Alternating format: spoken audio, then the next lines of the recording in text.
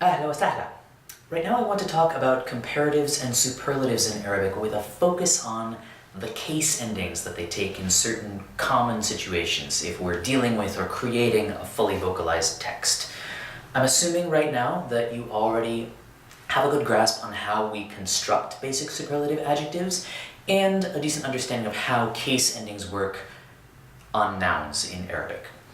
So, a lot of the time in a superlative construction, the superlative functions kind of like the first word of an idafa. Take these two sentences here. القاهرة أكبر مدينة عربية. القاهرة أكبر المدن العربية. They're equivalent in meaning, although this first example is an indefinite idafa. That's a little more emphatic, a little more normal. The largest city, period, full stop. And أكبر المدن العربية implies that maybe there's another piece of information coming. The largest of the Arab cities that are in Egypt, for example, or something like that. It is the construction that we would expect to hear when there's more information coming. The big difference, of course, is that here we have an indefinite idafa. We don't see any alif lam on this second noun. And this is a definite idafa. We do have an alif lam. Either way, akbar in these idafat is the first word of an idafa, so it's not going to take any kind of tanween. Instead, since it's the khabar of a jumla ismiya, we're just going to say akbaru in both cases. Akbaru medinatin, or indefinite idafa, where the second word is majroor, or akbar al-mudun, and since this noun is definite, it's still majroor, but it's only taking one kasra, etc. Now, if we wanted to use a different sentence and say Baghdad was the largest Arab city 1200 years ago, كانت بغداد أكبر مدينة في العالم. Actually, that's true. It was the largest city in the world, not just the largest Arab city. Now, Akbar is the khabar of kana, which means it needs to be mansoob. But it's still part of an idafa, so it's also not going to take tanween. So I'm putting one fatha, not two, onto Akbar. We would never say Akbaran with tanween in a case like this because of the idafa, because it's the first word of the idafa. Akbara medinatin. That's how we would vocalize. That's how we would inflect that phrase properly. Or sometimes if we have a preposition before a superlative that's in an idafa, then it would be majroor. It would take normal case endings after a preposition like min, but it would still not take tanween. So if we wanted to say Gamal Abd Nasser was among the most important political personalities of the Arab world in the 20th century or something like that, we have kana.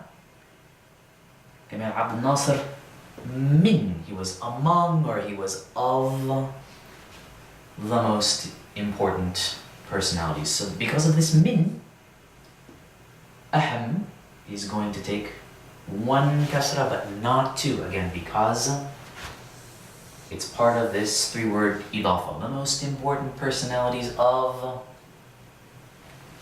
the world. In all of these cases, our superlatives are part of an idafa. That's a very normal, very common situation. In cases though where we're using af'al al-tafdil, that superlative and comparative pattern without an idafa, the af'al, comparative and superlative adjectives often fall into a category called mamnu'a min as-sarf. If they're not definite, they are mamnu'a min as-sarf. We have a separate video on that special category of words that you can go and check out if you care to before you come back here. Basically, if af'al al-tafdil is really truly indefinite, that is not part of an idafa, or not having alif lam on the beginning, it will still never take tanween, and while it still takes dhamma for marfu'a, it's going to take fatha for mansub and majroor, even if it comes after a preposition or something like that. So here are a couple of simple examples. If I wanted to say, I'm taller than my brother, أنا أطول من أخي, you might think, okay, أنا أطول. We have a mubtada and a khabar, a very simple jumla ismiya. But أطول is only going to take one dhamma, never two. We would never say أطول. Similarly, if we wanted to say, my brother was taller than me, كان أخي, and now أطول is the khabar of كان. Ordinarily, it would take a mansub, and even though we don't have an alif lam, it's only going to take one fatha. كان أخي أطول مني.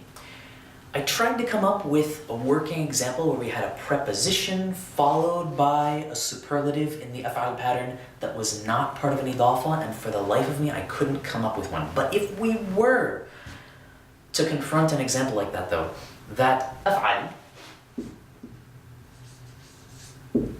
would not have taken a kasra ever, unless it were definite because of being in an idafa or because of having alif lam in front of it. In a case like that, where it's really truly indefinite, it's going to take a kasra even in majroor because it's mamnu' min as-sarf.